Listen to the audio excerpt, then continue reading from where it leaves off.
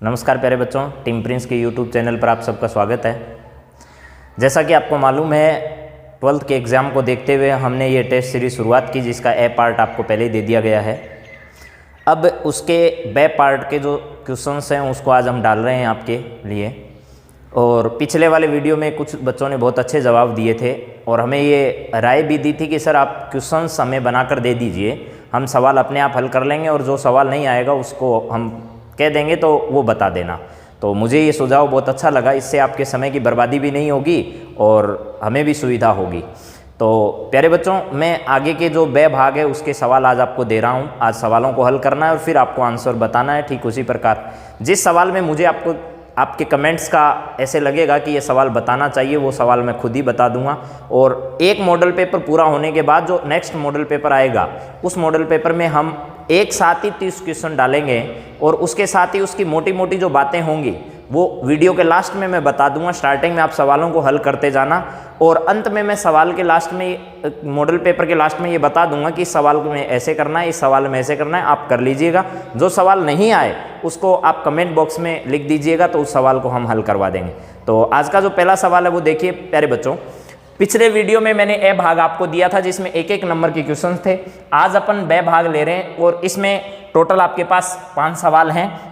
सबसे पहला सवाल देखिए, इसमें लिखा है, मैंने एस आपको एक सेट दे रखा है 0, 1 और 2। ये एक एल्जेब्रिक स्ट्रक्चर है, ठीक है। और इस एल्जेब्रिक स्ट्रक्चर में ये एक सेट दे रखा है आप लोगों को और इसके साथ में एक संक्रिया दी हुई है, वो दे रखी है मॉड्यूलो +3 की। मॉड्यूलो +3 संक्रिया के लिए आपको संक्रिया सारणी बनानी है।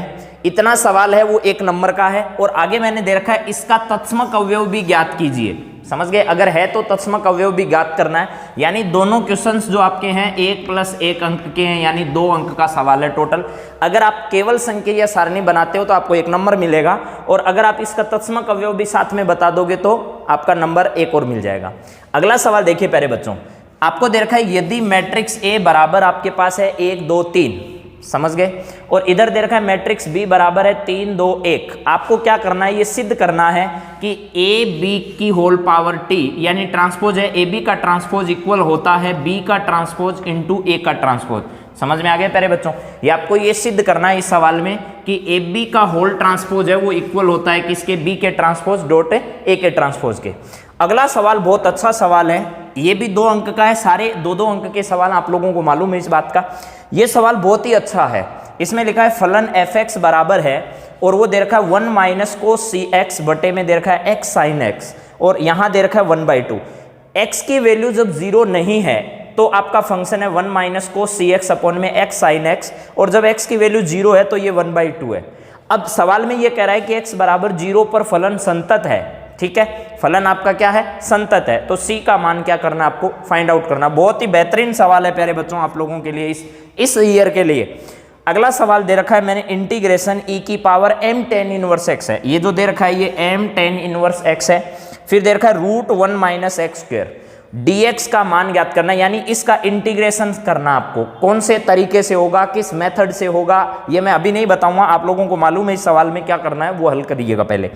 फिर दे रखा है 5वां सवाल आपको, यानी 15 नंबर सवाल है, वो दे रखा है सदिश आपका है i j k, यानी a वेक्टर जो है वो है i j और k, तथा सदिश b वेक्टर मान लो आपका है 2i + k। इसका आपको सदिश गुणन ज्ञात करना है। सदिश गुणन को और क्या कहते हैं आप लोगों को मालूम होगा।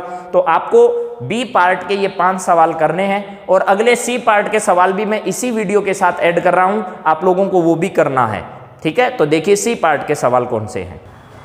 सी पार्ट में देखिए प्यारे बच्चों, प्रत्येक सवाल आपका 3 अंक का आएगा, ठीक है।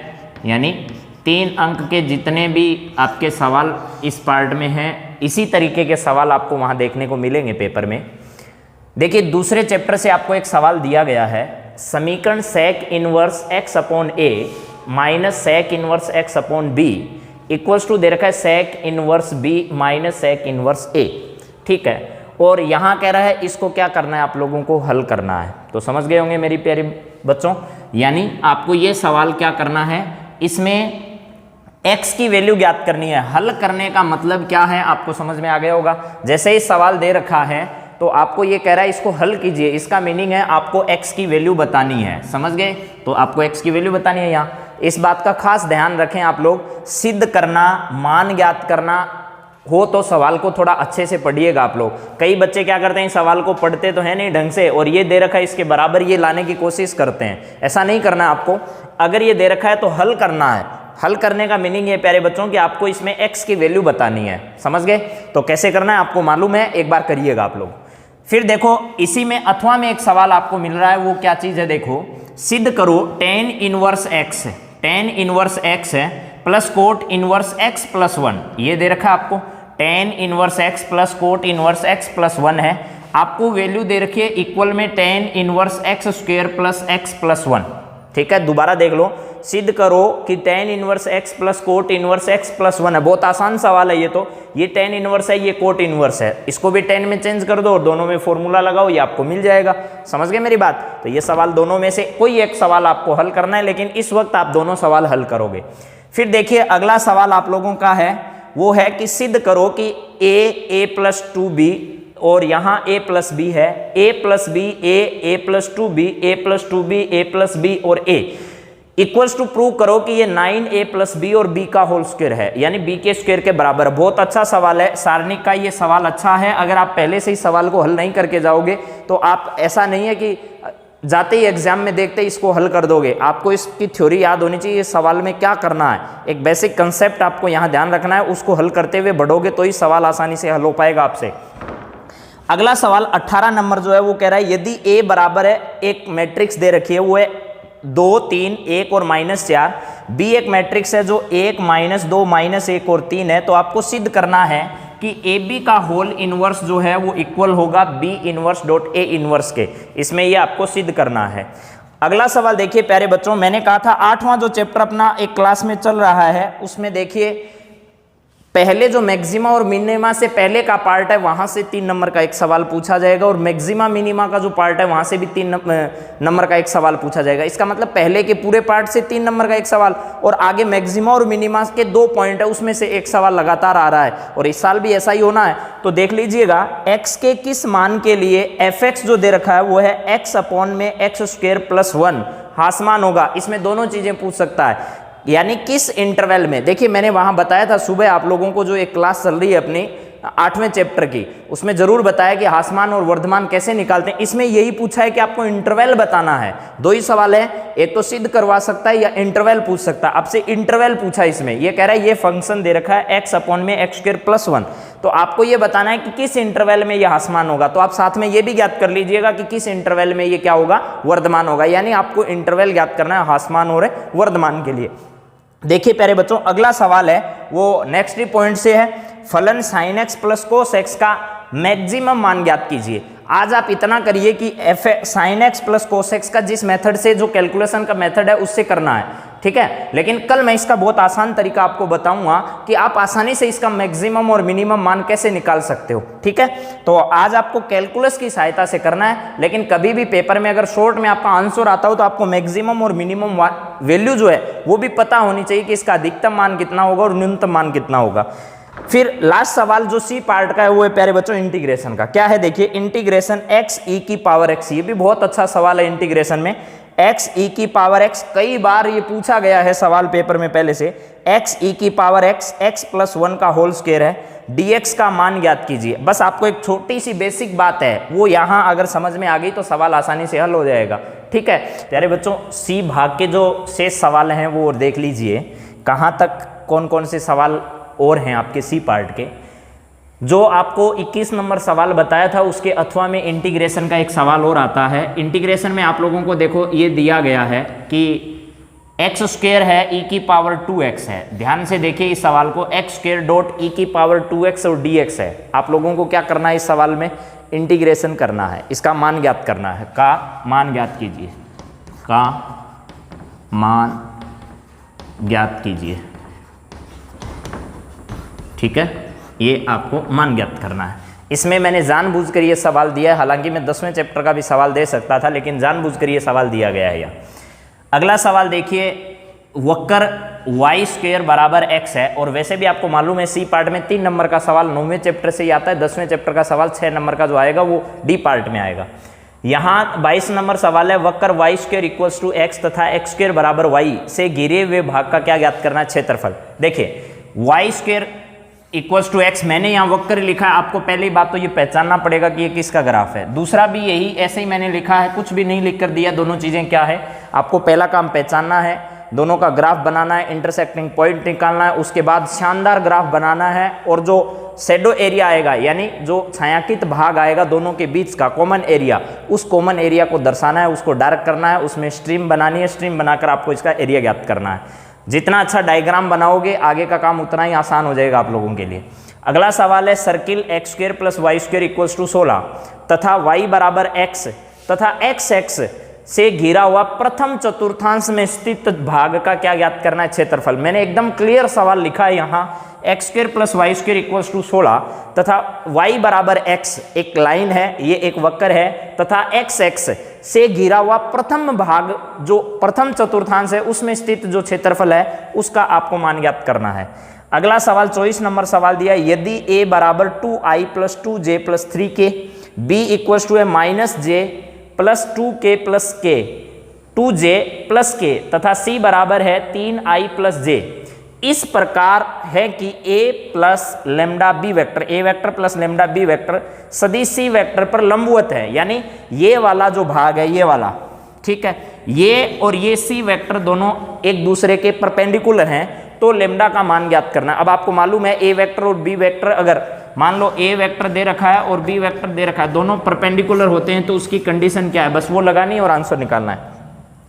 इसी में आपको अथवा में एक सवाल दे रखा है, यानी अथवा में एक सवाल आएगा इसके साथ दे रखा है, यदि सदिश a वेक्टर बराबर है 2i plus j plus 3k, b vector बराबर है 2i plus j minus k, तो सदिश a व b के लंबवत दिशा में यहां दे रखा है परपेंडिकुलर डायरेक्शन में आप लोगों को क्या करना है, 9 इकाई का सदिश ज्ञात करना है, यानी 9 यूनिट जो है उसका वेक्टर फाइंड आउट करना आपको।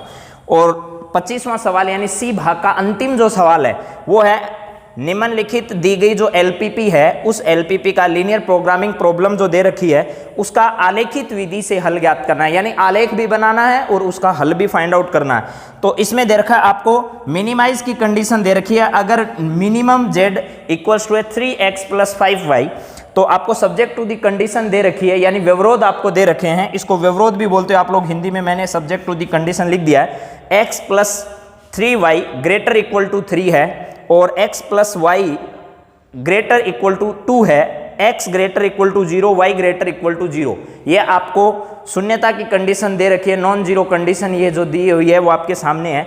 अब इस दी गई कंडीशंस के अकॉर्डिंग आपको इसमें मैक्सिमम वैल्यू या मिनिमम वैल्यू जो भी जिस तरीके से भी इसका ग्राफ बनता हो उसमें यहाँ मिनिमम z के लिए वैल्यू निकालनी है, x की और y की क्या आएगी, और उसके बाद आपको z की वैल्यू बताना है क्या होगा। बहुत ही शानदार तरीके से इसका अच्छे से ग्राफ बनाना है, इसका छायांकित भाग दर्शाना है, और उसके बाद x और y की जो मान वाली वैल्यू वाली टेबल होती है उस टेबल को बहुत अच्छे तरीके से आप लोगों को यहाँ रिप्रेजेंट करना है। तो अब चलिए प्यारे बच्चों पर चलते हैं डी भाग की ओर।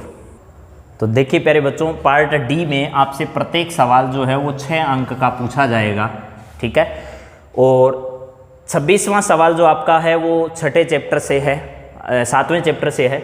यदि x की पावर a डॉट y की पावर b है equals to x plus Y की whole power a plus b है, तो आपको सिद्ध करना है। अब देखिए यहाँ दो तरीके के सवाल पूछ सकता है, वो सीधा ये कह सकता है कि dy अपॉन dx ज्ञात कीजिए, और आपसे ये भी पूछ सकता है कि dy अपॉन dx बराबर सिद्ध करो कि y अपॉन क्या आएगा, x आएगा। तो अच्छे से इस सवाल को करना है, मैंने बहुत अच्छे से इस तरीके के सवाल आपको पहले करवा रखे हैं, जैसे 7 चैप्टर आपको वीडियो में भी डाल रखे हैं ऐसे सवाल।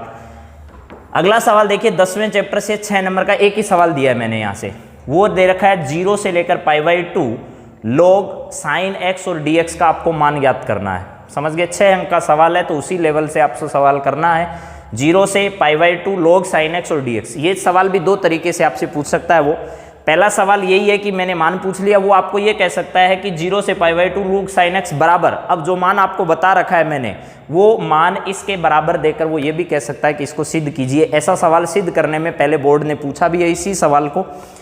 अगला सवाल 28 नंबर अवकल समीकरण में है, 6 नंबर के सवाल है, अथवा में आपको दिया हुआ आएगा, ये मैंने बात पहले से आपको बता रखी है। तो देखिए अवकल समीकरण जो दे रखी है वो है 1 plus Y square plus x minus e की पावर 10 इनवर्स y और यहाँ दे रखा है dy/dx बराबर में क्या दिया आपको 0 दे रखा है। अब सबसे पहला काम तो आपका है कि इसको पहचानो कि किस प्रकार के अवकल समीकरण है, उसके बाद इसका हल स्टार्ट करना है। आपको ये जरूर लिखना है कि ये किस प्रकार के अवकल समीकरण है, उसके बाद बहुत अच्छे ढंग से इस सवाल को करोगे तब आपको 6 नंबर मिलेंगे।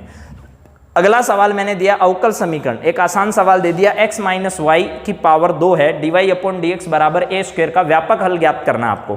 ठीक है, दोनों में ही व्यापक हल पूछे हैं, मैंने विशिष्ट हल या नहीं पूछा है आपसे, तो दोनों इक्वेशन में से कोई एक सवाल आपको करना है, लेकिन अभी आप दोनों हल करके देखने हैं कि अपने को कौन सा सवाल नहीं आता है।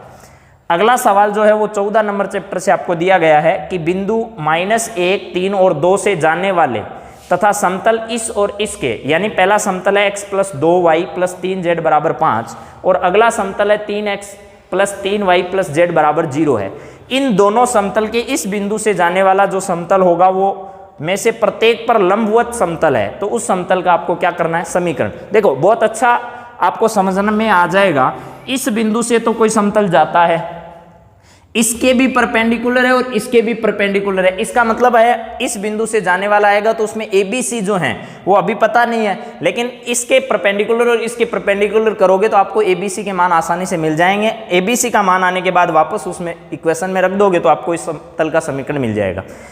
लास्ट सवाल देखिए, 30वां सवाल है वो 16वें चैप्टर से है। एक ताश की गड्डी 52 पत्तों की गड्डी से, यानी एक ताश की 52 पत्तों की गड्डी से प्रतिस्थापन के साथ 2 पत्ते निकाले जाते हैं। प्रतिस्थापन के साथ, इसका मतलब पहला निकाला प्रतिस्थापित कर दिया, तो उसके बाद कह रहा है दोनों पत्तों के, मैंने कितना लिखा है दोनों पत्तों के, इसकी जगह संख्या ज्यादा भी हो सकती है, 5 पत्ते, 3 पत्ते, 4 पत्ते ऐसे हो सकते हैं। हुकुम के होने की प्रायिकता क्या करनी है, ज्ञात करनी है आप लोगों को। एक अथवा में सवाल और आता है 16वें चैप्टर में, मैंने इसमें यहाँ अथवा का कोई सवाल आपको नहीं दिया, यानी ऑप्शन इस सवाल में आपको नहीं दिया है। तो आज आपको 30 तक के मैंने सवाल पूरे दे दिए हैं। आप इन सवालों को बहुत अच्छे ढंग से हल करना है, जैसा पेपर में आप हल करते हो।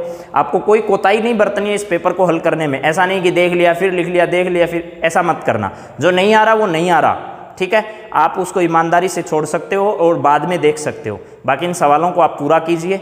एक ऐसा ही मॉडल पेपर हम कल डालेंगे। आप ज़रूर बताएं कि हम जैसे A, B, C ऐसे D भाग अलग अलग देते हैं वैसे ही देते रहें या एक साथ पूरा पेपर दें। इसके बारे में आपके सुझाव हमें बहुत अच्छे लगेंगे। अगर आप बताओगे तो उस हिसाब से हम आगे काम करेंगे और लगातार ये पेपर की श्रृंखला पेपर तक लगातार चलती रहेगी। कोशिश करके हम ज़्यादा से ज़्यादा मॉडल पेपर आपको देने की कोशिश करेंगे। जय हिंद, जय भारत।